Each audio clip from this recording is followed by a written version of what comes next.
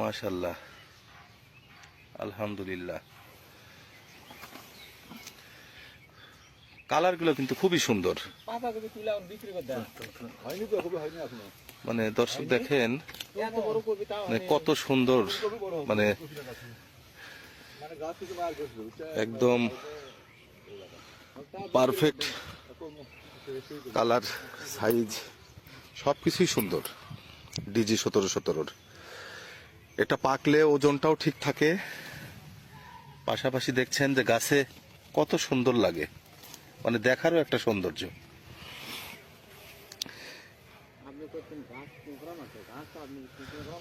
চারা লাগাইছিলেন আপনি 1500, তো এ পর্যন্ত কতবার তুলছেন?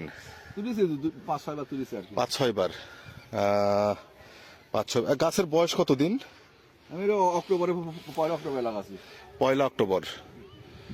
আচ্ছা, জমি কতটুক?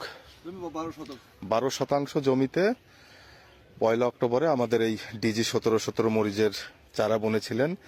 বীজটা লাগিয়েছিলেন জাস্ট দেখার জন্য যে কেমন হয়, একটু বোঝার জন্য। কিরকম বিক্রি করছেন? প্রায় 1050 টাকা বিক্রি হচ্ছে। 1050 বিক্রি হয়ে গেছে। চারার সংখ্যাও কিন্তু কম, যেহেতু কপি আছে। একটা জিনিস জানতে পারলাম বা প্রমাণ পেলাম যে ডিজি 1717 কাঁচা এবং পাকা দুই ভাবেই কিন্তু মানে করানো যায়। যখন দাম বেশি ছিল তখন কিন্তু কাঁচা হিসাবে এটা গেছে, এখন যেহেতু রেটটা একটু কমে গেছে তো মানে পাকানটাই ভালো। জি জি জি। তো দর্শক দেখছেন, মাশাআল্লাহ, আলহামদুলিল্লাহ। কালারগুলো কিন্তু খুবই সুন্দর। মানে দর্শক দেখেন মানে কত সুন্দর, মানে একদম পারফেক্ট কালার, সাইজ সবকিছুই সুন্দর। ডিজি 1717 এটা পাকলে ওজনটাও ঠিক থাকে, পাশাপাশি দেখছেন যে গাছে কত সুন্দর লাগে, মানে দেখারও একটা সৌন্দর্য।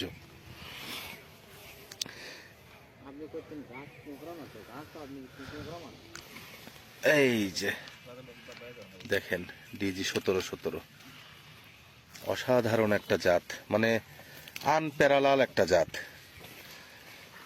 দেখেন মরিচের কালার, ওয়েটও অনেক, অসাধারণ। আর সাথী ফসল হিসাবে করার জন্য ওইভাবে যত্নও নিতে পারে নাই।